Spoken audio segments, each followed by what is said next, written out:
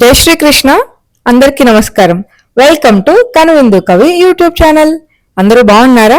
మీరంతా బాగుండాలని మనస్ఫూర్తిగా కోరుకుంటూ వీడియోని కంటిన్యూ చేద్దాం. ఈరోజు ఈ వీడియోలో మనం చూడబోతున్నది మృదంగ శైలేశ్వరి అమ్మవారి ఆలయం.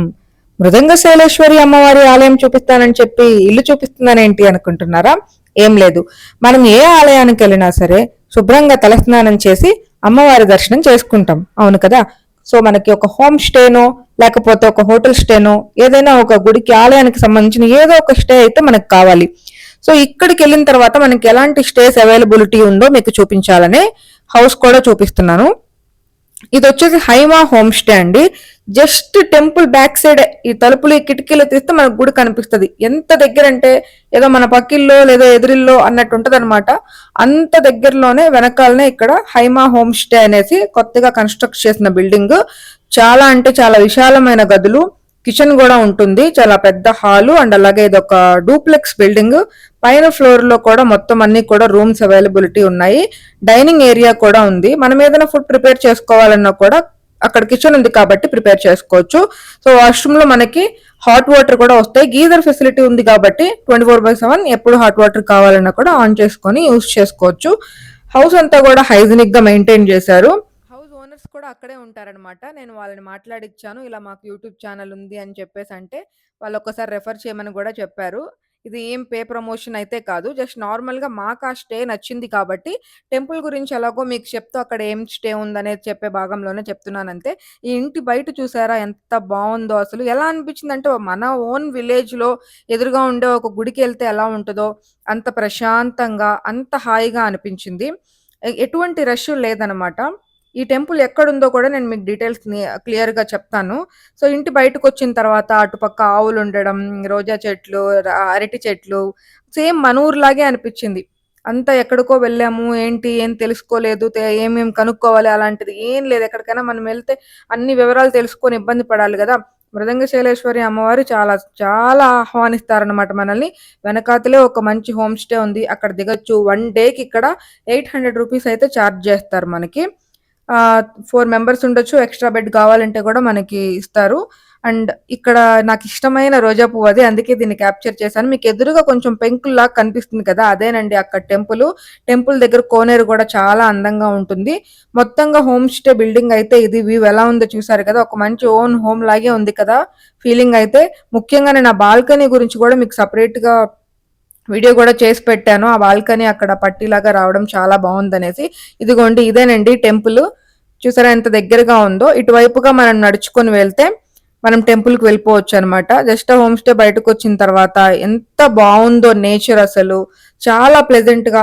ఎప్పుడైనా ఒక మంచి ఎస్కేప్ అండి, చాలా రిలాక్స్ గా ఉండాలి, తక్కువ బడ్జెట్ తో హ్యాపీగా మనం దైవ దర్శనం చేసుకొని కొంచెం అలా యోగా మెడిటేషన్ చేసుకొని రిలాక్స్ గా ఉండాలి అని అనుకుంటే గనక ఇది ఒక మంచి ప్లేస్. అమ్మవారి బ్లెస్సింగ్స్ దొరుకుతాయి, అలాగే నేచర్ తో కలిసి మన హాయిగా రిలాక్స్ కూడా అవ్వచ్చు, అది కూడా బడ్జెట్ లో.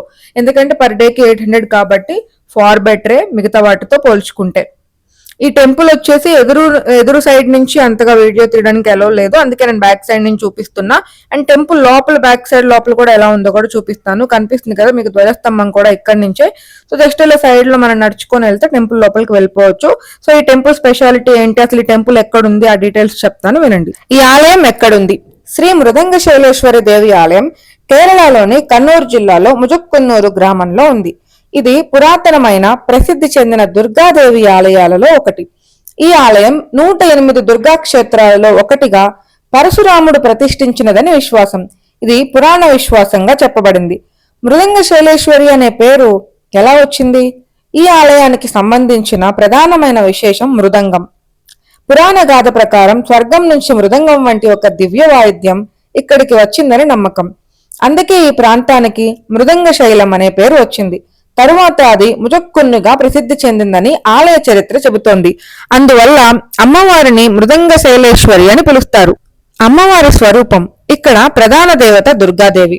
కేరళ టూరిజం ప్రకారం అమ్మవారికి మృదంగ శైలేశ్వర మరియు శ్రీ పొరక్కలి అనే 2 రూపాలతో సంబంధం ఉందని విశ్వాసం. సంగీతం, కళలు, జ్ఞానంతో ఈ క్షేత్రానికి ప్రత్యేకమైన సంబంధం ఉంది. ఆలయంలో సరస్వతి సూక్త పుష్పాంజలి, గ్రంథ పూజ, అక్షర విద్యకు సంబంధించిన పూజలు వంటి సేవలు కూడా ఉన్నాయి.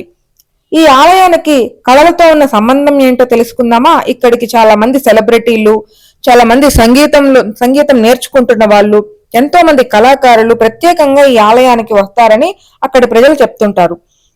ఈ క్షేత్రానికి సంగీతం, కళలు, ముఖ్యంగా కథక్కళితో ప్రత్యేకమైన చారిత్రక సంబంధం ఉంది. కేరళ రాజవంశానికి చెందిన కొటాయం తంపురాన్ ఇక్కడికి పరిసరాల్లో ప్రసిద్ధి కథక్కళి రచనలు చేశారని కేరళ టూరిజం చెబుతోంది. ఇంకా మీరు ఎలా చేరుకోవాలనేది చాలా క్లీన్ గా మీకు లొకేషన్ చెప్తాను చూడండి. కేరళ స్టేట్ గుర్తుపెట్టుకోండి, ఇది కేరళ స్టేట్.